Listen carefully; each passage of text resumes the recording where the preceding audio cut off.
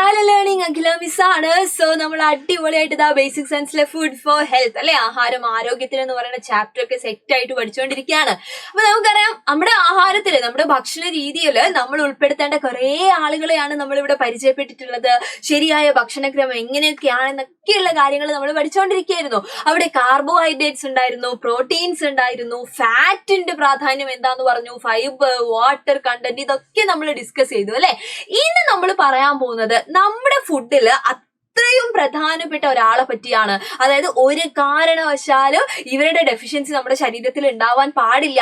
അത്രയും ഇമ്പോർട്ടന്റ് ആയിട്ടുള്ള ടീംസ് ആണ് ഇവര്. യെസ്, അതാണ് നമ്മുടെ വിറ്റാമിനുകളും ധാതുക്കളും അല്ലെ, വിറ്റാമിൻസ് ആൻഡ് മിനറൽസ് എന്ന് നമുക്ക് പറയാം. അപ്പൊ ഇതിനകത്ത് തന്നെ വിറ്റാമിൻസ് മിനറൽസിന്റെ കാര്യം പറയുകയാണെങ്കിൽ നമ്മുടെ ശരീരത്തിൽ നേരത്തെ പറഞ്ഞ പോലെ തന്നെ കുറഞ്ഞ അളവിലെ ഇവരെ നമുക്ക് ആവശ്യമുള്ളൂ. ഇത്തിരി മതി, എല്ലാരും ഇത്തിരി മതി. പക്ഷേ ആ ഇത്തിരി എന്ന് പറയുന്നത് അല്ലെ, ആ ഒരു കുറഞ്ഞ അളവെന്ന് പറയുന്നത് നമ്മുടെ ശരീരത്തിൽ ഇല്ല എങ്കിൽ പ്രോപ്പർ ആയിട്ടുള്ള ഹെൽത്തോ അതുപോലെ തന്നെ എന്താണ് smooth functioning of physiological activities അല്ലെ, ശരിയായിട്ടുള്ള നമ്മുടെ ശരീര പ്രവർത്തനങ്ങൾ ഒന്നും തന്നെ എന്ത് ചെയ്യില്ല, കൃത്യമായിട്ട് നടക്കത്തില്ല. അപ്പൊ അതിനൊക്കെ ഇമ്പോർട്ടന്റ് ആയിട്ടുള്ള ടീംസ് ആണ് നമ്മുടെ വിറ്റാമിൻസ് ആൻഡ് മിനറൽസ് അഥവാ വിറ്റാമിനുകളും ധാതുക്കളും എന്ന് പറയുന്നത്. അപ്പൊ നമ്മൾ ആരോ ഇങ്ങനെ കളിയായിട്ടൊക്കെ പറയുന്ന പോലെ വിറ്റാമിൻ എ മുതൽ ഇസഡ് വരെ എന്നൊക്കെ നമ്മൾ കേട്ടിട്ടുണ്ട് അല്ലെ. അങ്ങനെ എ ടു ഇസഡ് ഒന്നും ഇല്ലെങ്കിലും അതിന്റെ ഇടയിൽ വരുന്ന ഒരു 6ഓളം വിറ്റാമിനുകളെ പറ്റി നമ്മൾ ഇതാ ഇവിടെ ഡിസ്കസ് ചെയ്യാനായിട്ട് പോവാണ്. സോ എന്റെ മക്കൾ എല്ലാവരും വീഡിയോ സ്കിപ്പ് ചെയ്യാതെ കാണുക, നിങ്ങൾ ശ്രദ്ധിച്ചിരിക്കുക. നമ്മൾ ഇതാ ഇപ്പൊ തന്നെ ഈ വിറ്റാമിൻസ് എന്ത് ചെയ്യാണ്,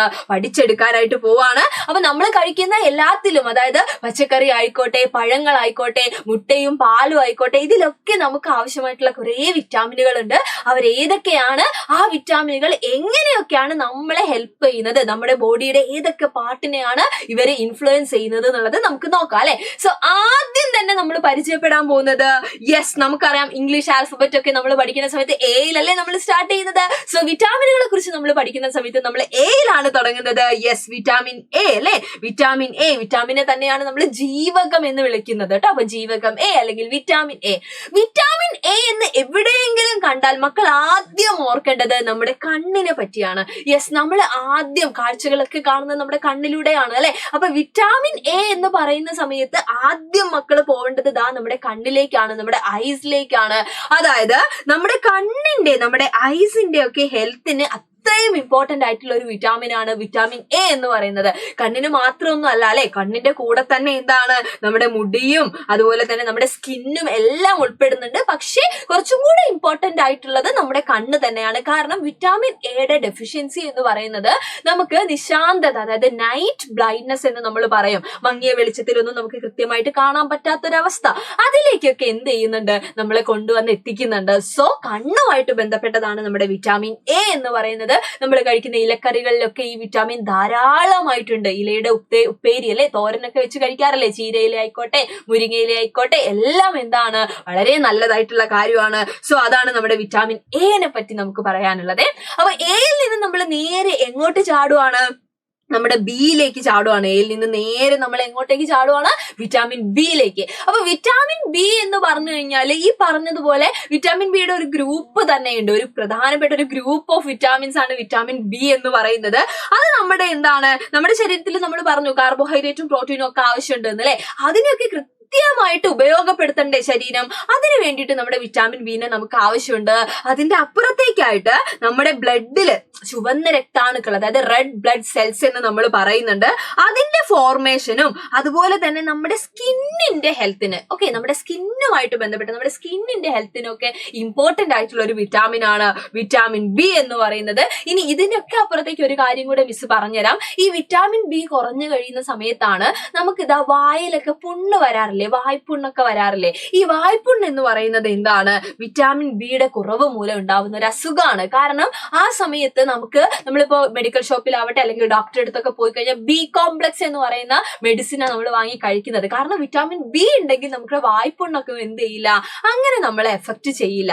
അപ്പൊ വിറ്റാമിൻ ബി എന്ന് പറയുന്നത് ഈ പറഞ്ഞ പോലെ തന്നെ എന്താണ്, ഇമ്പോർട്ടന്റ് ആയിട്ടുള്ള ഒരാളാണ്. അത് കഴിഞ്ഞതാ നമ്മൾ എങ്ങോട്ട് പോയി, വിറ്റാമിൻ സിയിലേക്ക് പോയി അല്ലെ. നമ്മൾ കഴിക്കുന്ന സിട്രസ് ഫ്രൂട്ട്സ് ആയിക്കോട്ടെ, നെല്ല് നെല്ലിക്കയൊക്കെ ഇല്ലേ, അതൊക്കെ ആയിക്കോട്ടെ, അതിലൊക്കെ ധാരാളമായിട്ടുള്ള ആളാണ് വിറ്റാമിൻ സി എന്ന് പറയുന്നത്. നമ്മുടെ ലെമൺ, നെല്ലിക്ക ഇതൊക്കെ നമ്മൾ കഴിക്കുന്ന സമയത്ത് നമുക്ക് കിട്ടുന്നത് വിറ്റാമിൻ സി ആണ്. അപ്പൊ വിറ്റാമിൻ സിയുടെ ഒരു പ്രത്യേകത എന്ന് പറഞ്ഞു കഴിഞ്ഞാൽ നേരത്തെ പറഞ്ഞ പോലെ തന്നെ എന്താണ്, യെസ്, നേരത്തെ ആളുകളെ പോലെ തന്നെ നമ്മൾ ഈ പറഞ്ഞ നമ്മുടെ സ്കിന്നിനൊക്കെ വിറ്റാമിൻ സി വളരെ ഇമ്പോർട്ടന്റ് ആണ്.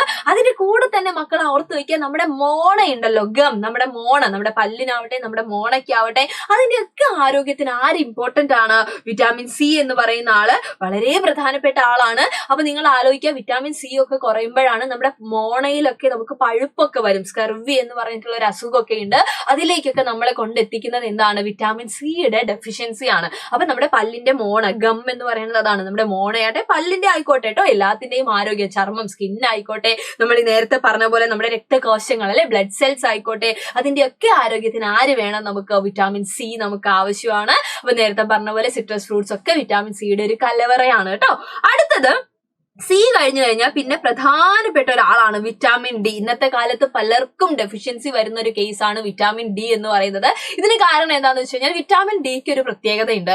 ഇത് നമുക്ക് പ്രധാനമായിട്ടും കിട്ടുന്നത് സൂര്യപ്രകാശത്തിൽ നിന്നാണ്. അതായത് സൺലൈറ്റിന്റെ പ്രസൻസിലാണ് നമ്മുടെ ബോഡിയിൽ ഈ വിറ്റാമിൻ ഡി എന്ത് ചെയ്യുന്നത്, സിന്തസൈസ് ചെയ്യപ്പെടുന്നത്. അതായത് നമ്മൾ കഴിക്കുന്ന ഫുഡിലൂടെ, നമ്മൾ പറയും മഷ്റൂമിലൊക്കെ വിറ്റാമിൻ ഡി ഉണ്ടെന്ന് പറയാറുണ്ട്, പക്ഷെ അതിന്റെയൊക്കെ അപ്പുറത്തേക്ക്, ലിവറിലൊക്കെ ഉണ്ടെന്ന് പറയാറുണ്ട്, പക്ഷെ അതിന്റെയൊക്കെ അപ്പുറത്തേക്ക് സൺലൈറ്റ്, സൂര്യപ്രകാശമാണ് ഇതിന്റെ ഒരു കലവറ എന്ന് പറയുന്നത്. അപ്പൊ സൺലൈറ്റ് ഒക്കെ ഇപ്പൊ കൊള്ളുന്നത് വളരെ കുറവായതുകൊണ്ട് തന്നെ നമ്മുടെ ഒക്കെ ശരീരത്തിൽ വൈറ്റമിൻ ഡി ഡെഫിഷ്യൻസി വരാനുള്ള ചാൻസ് വളരെ കൂടുതലാണ്.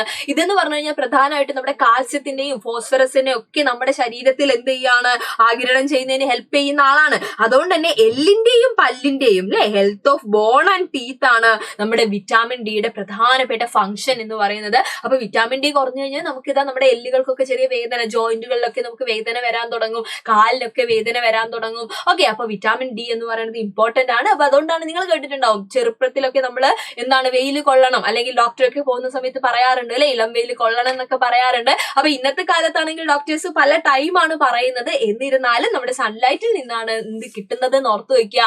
വിറ്റാമിൻ ഡി നമ്മുടെ ശരീരത്തിൽ ആഗിരണം ചെയ്യപ്പെടുന്നത് അല്ലെങ്കിൽ ഉത്പാദിപ്പിക്കപ്പെടുന്നത് എന്നുള്ളത് മക്കള് ഓർത്തു വെക്കുക. ഓക്കെ, അപ്പൊ ABCD ആയി അല്ലെ. ഇനി നമുക്കുള്ളത് ആരാണ്, വിറ്റാമിൻ ഇ ആണ്. അപ്പൊ പഠിക്കാൻ സുഖമാണ്. ഇതുവരെയുള്ളത് ഒരു ഓർഡറിലാണ്, ABCDE വരെ നമ്മൾ ഓർഡറിൽ പഠിക്കുകയാണ്. വിറ്റാമിൻ ഇയുടെ പ്രത്യേകത, നമ്മൾ ബ്യൂട്ടി വിറ്റാമിൻ എന്നൊക്കെ അറിയപ്പെടുന്ന ഒരു വിറ്റാമിൻ ആണ് വിറ്റാമിൻ ഇ എന്ന് പറയുന്നത്. നമ്മുടെ ഞരമ്പുകള്, അതുപോലെ തന്നെ നേരത്തെ പറഞ്ഞ പോലെ നമ്മുടെ റെഡ് ബ്ലഡ് സെൽസ് ഉണ്ടല്ലോ, RBC എന്ന് പറയുന്നത്, അതിന്റെ ഒക്കെ ആരോഗ്യത്തിന് ഇമ്പോർട്ടന്റ് ആയിട്ടുള്ള ആളാണ് നമ്മുടെ വിറ്റാമിൻ ഇ. ഓക്കെ, ഹൃദയത്തിന്റെ ഒക്കെ ആയിട്ട് പ്രവർത്തനങ്ങളൊക്കെ ഉണ്ടല്ലോ. അപ്പൊ വിറ്റാമിൻ ഇ, ബ്യൂട്ടി വിറ്റാമിൻ എന്നൊക്കെ അറിയപ്പെടുന്ന വിറ്റാമിൻ ഇ എന്താണ്, ഞരമ്പുകൾ, നമ്മുടെ നെർവ്സിന്റെ പ്രവർത്തനം, അതുപോലെ തന്നെ നമ്മുടെ രക്തകോശം അല്ലെ, റെഡ് ബ്ലഡ് സെൽസിന്റെ പ്രവർത്തനത്തിനും എന്താണ്, ഇമ്പോർട്ടന്റ് ആണെന്ന് ഓർത്ത് വയ്ക്കുക. അടുത്തത് ഇതുവരെ ഒരു ഓർഡറിൽ കഴിഞ്ഞു അല്ലെ. ഇനി നമുക്ക് കുറെ ഗ്യാപ്പാണ്. ആ ഗ്യാപ്പ് കഴിഞ്ഞിട്ട് നമ്മൾ വരുന്നത് എന്താണ്, വിറ്റാമിൻ കെയിലേക്കാണ് കേട്ടോ, വിറ്റാമിൻ കെ. അപ്പൊ എന്താണ് വിറ്റാമിൻ കെന്റെ ഇമ്പോർട്ടൻസ് എന്ന് ചോദിച്ചു കഴിഞ്ഞാൽ വളരെ ഇമ്പോർട്ടന്റ് ആണ്. കാരണം നമുക്കൊരു മുറിവൊക്കെ പറ്റി കഴിഞ്ഞാൽ ആ ബ്ലഡ് ഇങ്ങനെ പോയിക്കൊണ്ടിരിക്കും അല്ലെ. എന്നാൽ എല്ലാ സമയത്തും ബ്ലഡ് ഇങ്ങനെ പോയിക്കൊണ്ടിരിക്കുവോ, ഒരിക്കലും ഇല്ല. കുറച്ച് സമയം കഴിഞ്ഞ് കഴിഞ്ഞാൽ അത് എന്ത് ചെയ്യാൻ തുടങ്ങും, അത് നിന്നു പോകും അല്ലെ. അതായത് അതിന്റെ പുറത്തൊരു ക്ലോട്ടിംഗ് ഒക്കെ വന്നിട്ട് അത് നിന്നു പോകുന്നില്ലേ. അതിന് കാരണക്കാരനായിട്ടുള്ള വിറ്റാമിൻ ആണ് വിറ്റാമിൻ കെ അഥവാ ജീവകം കെ എന്ന് പറയുന്നത്. അതായത് മുറിവുകളിൽ രക്തം കട്ട പിടിക്കാൻ സഹായിക്കുന്നു, helps in clotting of blood in veins. അത് വളരെ ഇമ്പോർട്ടന്റ് ആണ്. കാരണം ഈ വിറ്റാമിൻ കെ കുറഞ്ഞു കഴിഞ്ഞാലുള്ള പ്രധാനപ്പെട്ട പ്രശ്നം എന്താണ്, ബ്ലഡ് ഇങ്ങനെ കണ്ടിന്യൂസ് ആയിട്ട്, ഒരു ചെറിയ മുറിവ് പറ്റിയാൽ പോലും ബ്ലഡ് ഇങ്ങനെ കണ്ടിന്യൂസ് ആയിട്ട് പോയിക്കൊണ്ടിരിക്കും. അവിടെ എന്ത് ചെയ്യില്ല, നോർമൽ ആയിട്ട് അത് ക്ലോട്ടിംഗ് നടക്കില്ല, രക്തം കട്ട പിടിക്കുകയില്ല. അതുവഴി നമ്മുടെ ബ്ലഡ് ഒക്കെ ഇങ്ങനെ എന്ത് ചെയ്യാണ്, പുറത്തേക്ക് പോവാണ് ചെയ്യുക. അപ്പൊ അത്രയാണ് നമ്മുടെ വിറ്റാമിൻസ് എന്ന് പറയുന്നത്. അപ്പൊ ഏതൊക്കെയാണ്, ABCDE ആൻഡ് കെ അല്ലെ. ഇനി ഈ വിറ്റാമിനുകളെ നമ്മൾ ചെറുതായിട്ടൊന്ന് ക്ലാസിഫൈ ചെയ്യാൻ വേണ്ടി പോവാണ്, വളരെ പ്രധാനപ്പെട്ടതാണ്. അതായത് ഇതിനകത്ത് ചില വിറ്റാമിൻ എന്ന് പറയുന്നത് വാട്ടർ സോല്യൂബിൾ ആയിരിക്കും, ചിലത് എന്ന് പറയുന്നത് ഫാറ്റ് സോല്യൂബിൾ ആയിരിക്കും. അതായത് ചില വിറ്റാമിനുകൾ വെള്ളത്തിൽ, വാട്ടറിൽ ലയിച്ചു നമ്മുടെ ശരീരത്തിൽ എത്തിക്കോളും. എന്നാൽ ചില വിറ്റാമിനുകൾ എന്തിൽ മാത്രമേ ലയിക്കുള്ളൂ, ഫാറ്റിൽ, കൊഴുപ്പിൽ മാത്രമേ ലയിക്കുള്ളൂ. അപ്പൊ ഫാറ്റ് അഥവാ കൊഴുപ്പ് പഠിച്ച സമയത്ത് മക്കൾ പഠിച്ചിട്ടുണ്ട് എന്താണ്, നമ്മുടെ ശരീരത്തിൽ കുറഞ്ഞ അളവിൽ ഫാറ്റ് അല്ലെങ്കിൽ കൊഴുപ്പ് വേണം എന്ന് പറയുന്നതിന്റെ ഒരു പ്രധാനപ്പെട്ട കാരണം എന്ന് പറയുന്നത് എന്താണ്, ഈ പറഞ്ഞിട്ടുള്ള ഈ കാണുന്ന വിറ്റാമിൻസ് ഒക്കെ എന്തിൽ മാത്രം മാത്രമേ ഡിസോൾവ് ആവുള്ളൂ, ഫാറ്റിൽ മാത്രമേ ലയിക്കുള്ളൂ, ഫാറ്റിൽ മാത്രമേ സോല്യൂബിൾ ആവുള്ളൂ. അപ്പൊ ശരീരത്തിൽ ഇവരൊക്കെ കിട്ടണമെങ്കിൽ നമ്മുടെ ശരീരത്തിൽ ആര് വേണം? കുറഞ്ഞ അളവിൽ, വളരെ കുറഞ്ഞ അളവിൽ ആര് വേണം? ഫാറ്റ് അഥവാ കൊഴുപ്പ് വേണം അല്ലെ. എന്നാൽ ഈ കാണുന്ന വിറ്റാമിൻസ്, ഏത് vitamins? Vitamin B and vitamin C അല്ലെ. നമുക്കൊരു കോഡ് വെച്ച് മിസ് ഇവിടെ എഴുതി തരാം. കുറച്ചും കൂടെ തിക്കായിട്ട് എഴുതി തരാം. WBC എന്ന് മക്കൾ ഓർത്തു വെക്കുക. എന്താണ് WBC എന്ന് പറഞ്ഞു കഴിഞ്ഞാൽ? W വാട്ടർ ആണ്, BC എന്ന് പറയുന്നത് വിറ്റാമിൻ ബിയും വിറ്റാമിൻ സിയും. അപ്പൊ വിറ്റാമിൻ ബിയും വിറ്റാമിൻ സിയും വാട്ടർ സോല്യൂബിൾ ആണ്. WBC മലയാളത്തിലുള്ളവർക്ക് ഓർത്തു വെക്കാലോ. WBC വാട്ടറിൽ ലയിക്കുന്ന ആളുകളാണ് വിറ്റാമിൻ ബിയും വിറ്റാമിൻ സിയും അല്ലെ. അപ്പൊ WBC ഓർത്തു വെക്കുക. അപ്പൊ ഈ രണ്ട് വിറ്റാമിനുകൾക്കും എന്തിന്റെ ആവശ്യമില്ല? ഫാറ്റ് അല്ലെങ്കിൽ കൊഴുപ്പൊന്നും വേണ്ട. വെള്ളത്തിൽ കൂടെ തന്നെ നമ്മുടെ ശരീരത്തിലേക്ക് അവർ എന്ത് ചെയ്തോളും? ആഗിരണം ചെയ്യപ്പെട്ടോളൂ അല്ലെ. അപ്പൊ ബാക്കി ADEK അത് വൈഹാട്ട് ചെയ്യേണ്ട കാര്യമില്ല അല്ലെ. WBC കഴിഞ്ഞു കഴിഞ്ഞാൽ ബാക്കിയുള്ള വിറ്റാമിൻസ് ഒക്കെ എന്താണെന്ന് ഓർത്തു വെക്കുക? ഫാറ്റ് സോല്യൂബിൾ ആണ്, കൊഴുപ്പിൽ മാത്രം ലയിക്കുന്ന വിറ്റാമിൻസ് ആണെന്നുള്ള കാര്യം മക്കളെ ഓർത്തു വെക്കുക. ഓക്കെ, അപ്പൊ എന്തിനു വേണ്ടിയിട്ടാണ് ഫാറ്റ് അല്ലെങ്കിൽ കൊഴുപ്പ് എന്ന് ചോദിച്ചു കഴിഞ്ഞാൽ ഈ കാര്യം മക്കൾക്ക് ഓർമ്മയുണ്ടായിരിക്കണം. അപ്പൊ WBC ഓർത്തു വെക്കുക, വാട്ടർ സോല്യൂബിൾ ആണ്, B and C അല്ലെ. അപ്പൊ അതിന്റെ ഇടയ്ക്ക് ഒരു ചെറിയ കാര്യം കൂടെ ഉണ്ട്. മക്കള് കേട്ടിട്ടുണ്ടാവും, നമ്മൾ ഭക്ഷണമൊക്കെ പാകം ചെയ്യുന്ന സമയത്ത്, പ്രത്യേകിച്ച് പച്ചക്കറികളൊക്കെ ചെയ്യുന്ന സമയത്ത് നമ്മളോട് പറയും എന്ത് ചെയ്യണം? അടച്ചു വെച്ച് വേവിക്കണം എന്ന്. അതിന് പിന്നിലും ഈ വിറ്റാമിനുകളുടെ ചെറിയൊരു കളിയുണ്ട്.